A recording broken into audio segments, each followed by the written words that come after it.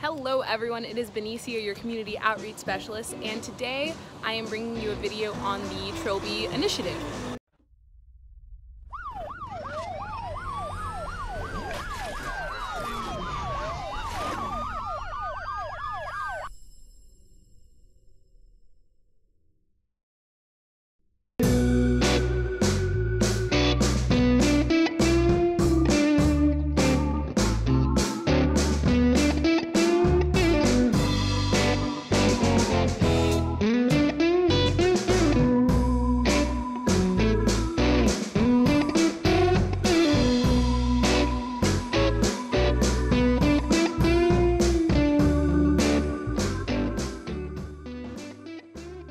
Alright everyone, I've brought you Corporal Allen and Pastor Williams of the Glorious Church of God in Christ in Trilby. So both of these individuals they're at the forefront of the Trilby initiative, so they are going to give you guys some information on what's happening, what we're doing in the community, and obviously, again, I'm Pasco proud, but how great this is. So break it down for us guys. What are we?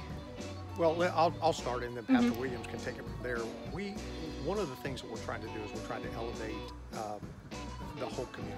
So it's important that we all work together, that we all strive to work together to bring services. But one of the biggest challenges, in particularly this community, was that while there's an expectation at times from county services and government services that we should bring ourselves to the service, we knew that in this community they needed the services brought to the community. And so this whole Trilby initiative started with that basis. Let's bring services to the community. A community that sometimes has challenges of mobility, has some challenges of various things that are rising, barriers out of there. So the idea is, let's get the services into the community and bring the community to a different level. And that's the whole idea behind the Trilby initiative. I like that. So what kind of services are you looking to bring in?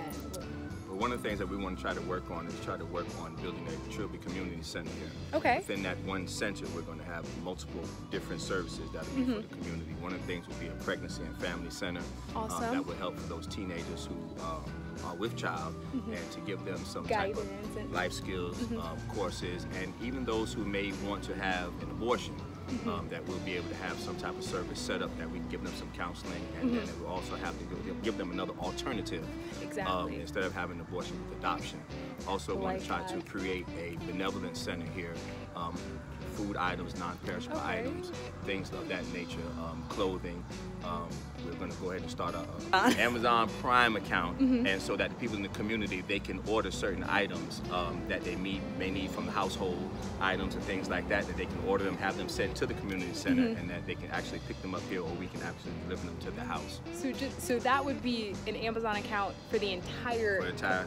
So that's incredible, because I mean, Amazon Prime is great, but it gets kind of expensive, But that's really great. Okay, not to interrupt, but keep going. I know there are a couple other things that would be in this facility. Two other things we want to put in the facility. Other thing would be a job readiness program. Awesome.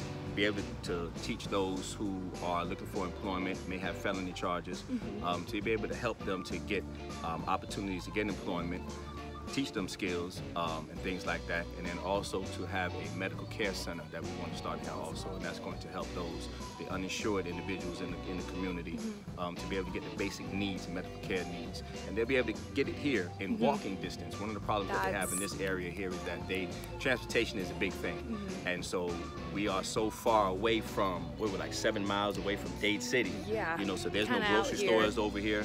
There is hardly anything. No sidewalks, hardly anything out here. And so the key is just trying to bring the services that the community needs to the community so that it can be available to them. Exactly. And I think the important thing, just following up on what Pastor said, is that oftentimes, whether it be from government services or sometimes just other parts of a community, we assume we know what the community needs. This whole initiative began by a community survey. A community survey that went into the community and said, what are the pressing needs you have? Here we are in America, the United States of America, and no one should go hungry, and no one should have poor quality food, and they should have a roof over their head. And we have those needs, and so we asked the community, what are your needs?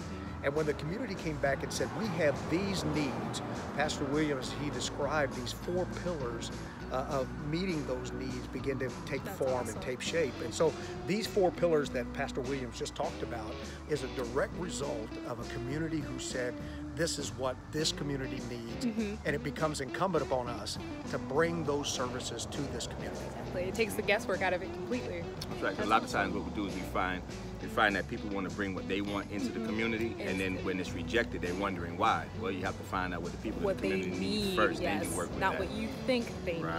That could apply in all areas of life. Everyone. Totally agree with that. Yeah. So I know we're hoping maybe, what, 2019? 2019 at least. All right, and I will keep all of you updated, of course, on this. But like I said, this is an incredible thing, not just for the Trilby community, but for Pasco. This is a really big thing, and kudos to all of you that have been involved and that are going to continue to be involved from here on out. But thanks for talking to us. Let's rise together. Right? Exactly. And We're better hashtag rise together. above. Boom. I like it. All right.